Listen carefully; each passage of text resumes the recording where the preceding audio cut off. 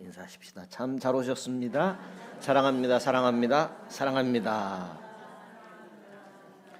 하나님은 살아계십니다. 살아계신 하나님께서 오늘 또 우리에게 말씀하시고 은혜와 복을 허락하시는 줄로 믿습니다.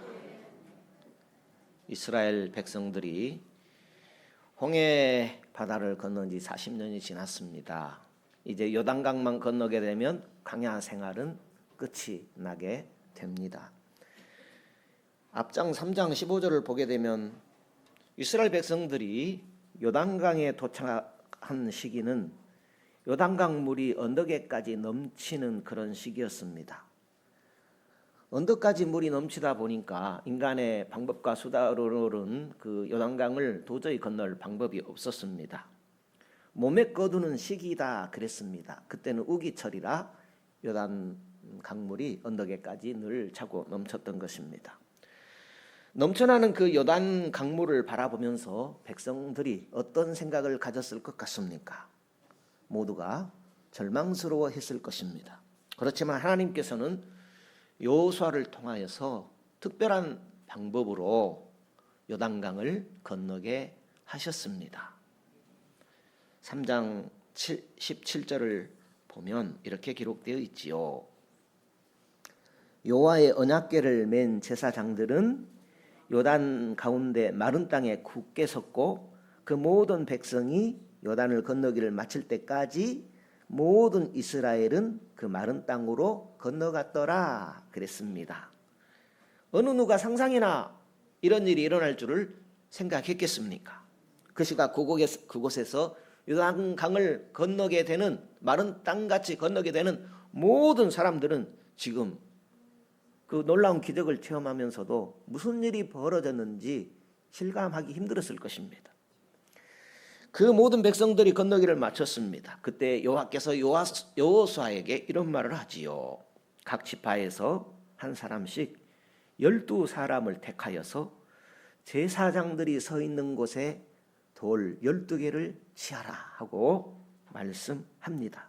그리고 8절에 보니까 이렇게 기록되어 있지요.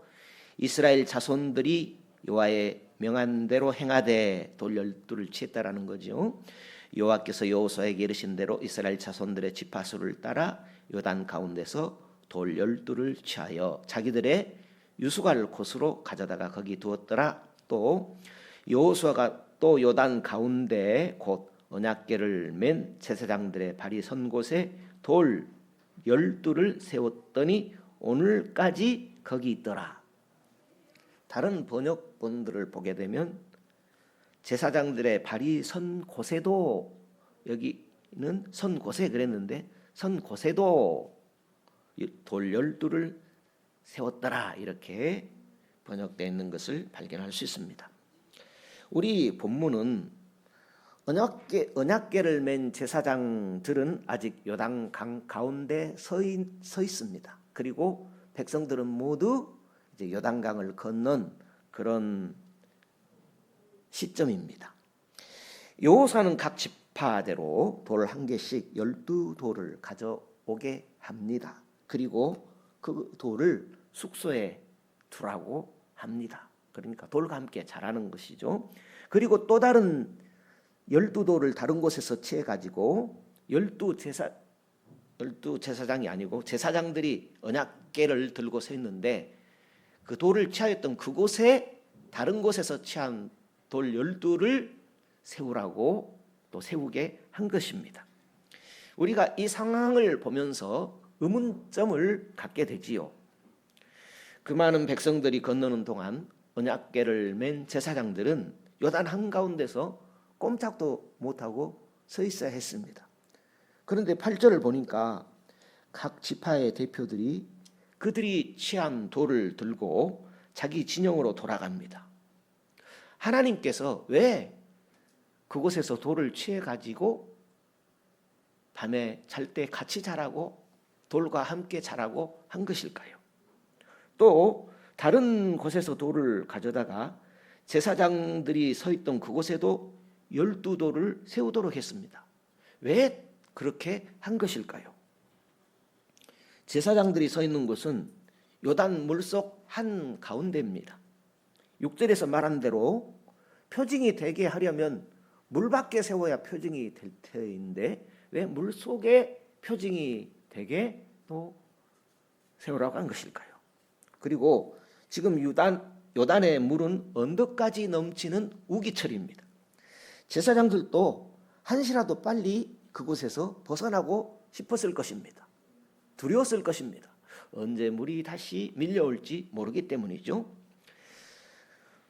돌을 세우는 일이 생명보다 중요하지는 않을 것입니다. 18절을 보게 되면 제사장들이 요단물에서 올라오자마자 다시 요단물이 차올랐다 하고 기록이 되어져 있습니다. 19절 이하를 보게 되면 요단에서 올라온 백성들이 길갈의 진을 치게 됩니다. 여호수아가 요단에서 취한 12돌을 길갈이라는 곳에 세우게 합니다. 요단 강물 안에 제사장들이 서 있던 곳에도 12돌을 세우고 또 요단 강물 속에도 12돌을 세우게 한 것입니다. 12돌을 세우는 것이 왜 그리 중요할까요? 12돌을 세우도록 한 이유는 무엇이었을까요? 이 모든 일은 여호와 하나님께서 여호수아에게 명하신 일이었습니다. 여호수아는 자기 스스로 한 일이 아니고 하나님께서 명하신 대로 순종할 따름이었습니다. 그렇습니다. 하나님께서는 이유가 있어서 여호수아에게 이런 일을 하도록 했습니다. 우리는 하나님의 하시는 일을 다 알지 못하지요. 우리가 하나님의 어떤 말씀을 들을 때 이해하려고 하면은 하나님 뜻을 우리가 이룰 수가 없습니다. 우리는 하나님 말씀하실 때 무조건 아멘으로 받아들여야 합니다. 아멘하지 않고 자신이 이해하려고 하면 그 신앙은 문제거리와 시험이 떠날 수가 없습니다. 하나님은 그 긴급하고 중요한 시간에 왜 이런 일을 하도록 하셨을까요? 이유 없이 이런 일을 하게 하실 분은 결코 아닌 것입니다. 순종을 요구하셨고 또 그런 순종을 요구하신 데는 반드시 이유가 있었을 것입니다. 요단을 건너기 전에 각 지파에게 12돌을 취하게 하신 이유가 있었다라는 것이죠. 그 이유는 우리 본문에 나와 있습니다. 6절과 7절인데 같이 읽어보시죠. 여호수아 4장 6절 7절입니다. 이것이 너희 중에 표징이 되리라. 후일에 너희 자손이 물어가로되 이 돌들은 무슨 뜻이뇨 하거든 그들에게 이르기를 요단 물이 여호와의 언약 앞에서 끊어졌었나니 곧 언약궤가 요단을 건널 때에 요단 물이 끊어졌으므로 이 돌들이 이스라엘 자손에게 영영한 기념이 되리라 하라. 돌을 세우도록 한 것은 후손들에게 영원한 기념이 되도록 세우라는 말씀이셨습니다. 그러니까 후일에 이스라엘 자손들이 이 놀라운 일, 하나님의 기적의 일을 잊어버리지 않도록 또 그것을 기억하도록 기념비를 세우라는 말씀이었습니다. 12돌을 세워서 요단을 건넌 표징으로 삼게 했습니다. 그것은 하나님과 백성 사이에 맺은 언약이었습니다. 이 언약은 백성들과 하나님이 의논한 것이 아닙니다. 하나님의 일방적인 언약이었습니다. 예수 십자가의 언약은 하나님의 일방적인 언약입니다. 하나님이 사람들과 의논해서 예수 보내신 것이 아닙니다. 하나님의 사랑 가운데 세우신 사랑의 언약이 예수 그리스도입니다. 이 돌을 세우는 것도 마찬가지입니다. 하나님께서 이스라엘 백성들을 사랑 가운데 세우신 사랑의 언약이었습니다. 돌을 세우라는 것은 기념하라, 잊지 마라 라는 것입니다. 돌을 볼 때마다 그때를 잊지 말고 그때를 기억하라는 말씀이었습니다. 이 돌을 보면서 요단을 건너게 하신 하나님을 기억하라. 홍해를 마른 땅같이 건너게 하신 하나님께서 요단 땅도 요단 물도 마른 땅같이 건너게 하신 그 하나님이라는 사실을 잊지 말라는 말씀이셨습니다. 이토록 큰 기적, 큰 구원을 주신 하나님을 기억하고 기대하며 신앙으로 살아갈 때에 앞으로 만나게 되는 많은 요단 물과 같은 그런 문제들을 하나님께서 해결하실 것이다 라는 그런 약속의 돌비였던 것입니다. 그런데 왜 이 12돌과 같이 하룻밤을 각 지파별로 지새도록 한 것일까요? 모든 백성이 그것은 하나님께서 자신들에게 행하신 일들을 생각하도록 하기 위함입니다. 저녁에 잠만 자겠습니까? 오늘 요단을 건넜는데 얼마나 가슴이 벅찼겠습니까? 돌들을 보면서 생각했을 것입니다. 밤새도록 이 돌 위에 무엇이 기념되게 할까? 쓰든지 새겨 넣든지 생각하든지 생각하도록 하신 것입니다. 또는 왜 언약궤를 맨 제사장들이 선 곳에도 12돌을 세우도록 했을까요? 하나님의 언약궤가 요단물에 들어서자, 그러니까 제사장들이 언약궤를 맨 상태에서 요단물에 발을 디디자마자 요단물이 위에서부터 흐르던 요단물이 위로 물러가게 되는 것이죠. 그런 놀라운 기적이 일어난 것입니다. 그 언약궤를 메고 제사장들이 서 있던 그 자리에도 12돌을 세우도록 한 것인데 왜 돌을 세우도록 한 것이냐라는 것입니다. 그것은요, 하나님의 은혜를 잊어버리고 배은망덕하지 말라는 뜻이었습니다. 자주 잊어버리는 습성을 가진 인간을 하나님께서 너무나 잘 아시기 때문에 취하신 조치였던 것입니다. 하나님의 은혜, 하나님의 기적을 기억하도록 12돌을 기적이 일어난 장소에 세우도록 하신 것입니다. 하나님은 이스라엘 백성들에게 구원의 장소, 기적의 현장을 영원히 기억하시도록 한 것입니다. 그것이 6절과 7절이죠. 우리 다시 한번 읽어볼까요? 6절, 7절입니다. 이것이 너희 중에 표징이 되리라.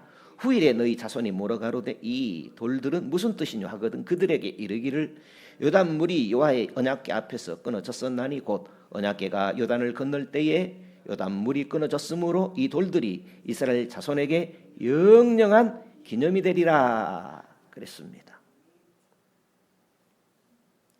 어떻습니까? 오늘 본문 말씀을 통하여 돌은 12개가 세워졌습니까? 24개가 세워졌습니까? 제사장들의 발이 선 곳의 돌은 각 지파의 대표들이 가지고 가서 하룻밤을 자고 요단물을 나온 다음에 맞게 되는 길갈이라는 땅에 세웠습니다. 그리고 제사장 발에 굳게 선 곳에는 여호수아가 다른 데서 돌을 취해가지고 제사장들이 서 있던 그곳에 12돌을 세우게 했습니다. 그러면 돌이 12개가 세워졌습니까? 24개가 세워졌습니까? 하나님은 각 지파가 취한 12돌과 똑같은 의미로 요단 물 가운데도 세우도록 한 것입니다.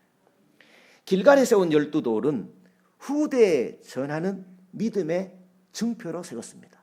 그러니까 후손들이 기억하도록 하기 위함입니다. 요단 물 가운데 세운 12돌은 하나님의 은혜를 기억하도록 세운 돌입니다.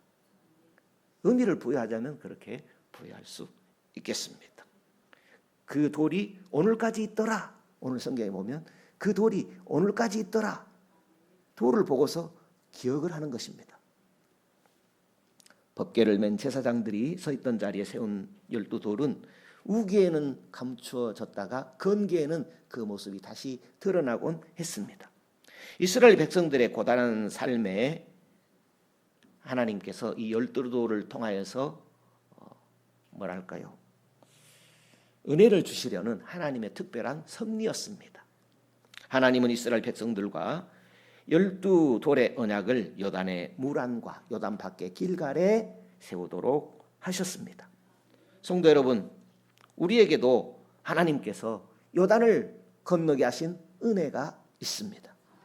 우리의 힘으로 도저히 해결할 수 없는 일들을 하나님께서 해결하셨지요. 우리가 수없이 많은 위기를 이기면서 오늘 이 자리에 앉아 있습니다. 돌아보십시오. 여기까지 이르게 하신 하나님의 은혜가 참으로 많습니다. 무엇보다도 우리에게는 구원의 감격이 있습니다.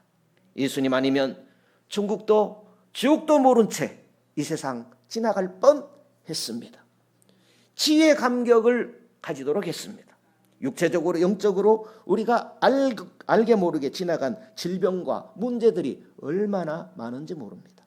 나도 모르게 질병에 걸렸었고 나도 모르게 하나님께서 치유해 주신 것입니다. 또 하나님 앞에 열심히 구하지도 않았는데 문제 어려움에서 부산한 일들이 참으로 많이 있을 것입니다. 뒤돌아볼 때에 하나님 앞에 모든 것이 감사한 일입니다.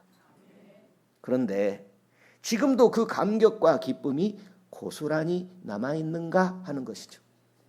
내 주변에 있는 사람들이 내가 세워둔 그런 돌들을 보고서 하나님의 살아계심을 듣고 또 보고 있는가 하는 것입니다.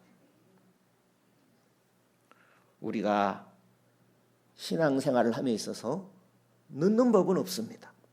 지금이라도 우리도 12돌을 세워갈 수 있습니다.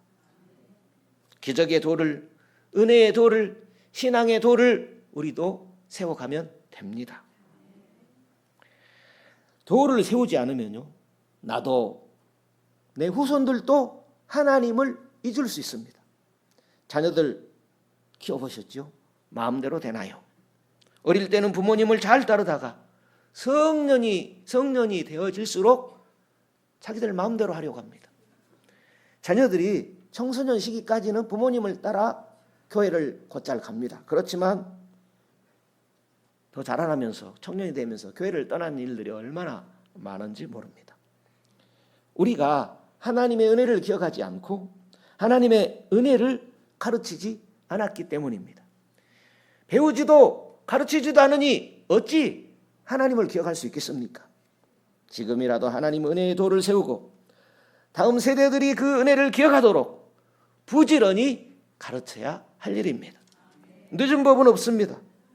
하나님께서는 오늘 우리 삶의 현장과 내 신앙의 가슴 속에 이 12돌을 세워나가기를 원하십니다. 그렇다면 우리가 어떻게 우리도 저 이스라엘 백성들처럼 우리 신앙의 삶의 현장에 내 마음 가운데 신앙의 돌비를 세워나갈 수 있을까요? 하나님의 은혜를 기억하는 것이죠. 하나님 은혜를 잊지 않으려고 애쓰는 것이죠. 어떻게 그럴 수 있습니까? 그동안 우리가 하나님의 은혜를 잊고 살아왔다면 오늘 다시 한번 그 은혜와 기적들을 되새기면 좋겠습니다. 하나님은 눈에 보이지 않습니다. 그 음성을 들려주지도 않습니다. 그런데 우리가 어떻게 하나님의 은혜를 기억하며 살아갈 수 있겠습니까? 성경을 읽으면 됩니다. 성경을 읽게 되면 하나님의 은혜를 기억하게 하시고 하나님의 일하심을 기대하며 살아가게 하십니다. 돌을 세우는 것은 잊지 않고 기억하겠습니다는 고백입니다. 오늘부터 은혜의 자리에서 받은 은혜와 기적들을 고백함으로 우리 신앙의 은혜들을 돌들을 세워가면 좋겠습니다. 돌을 세우는 것이 무엇입니까? 그것은 은혜 앞에서 하나님께서 베푸신 그 은혜 앞에서 항상 마음으로 입술로 감사하는 것입니다. 먼저는 입술로 그 은혜 받은 현장에서 하나님 감사합니다 하고 고백하는 것입니다. 한 분이 주무시고 계셔서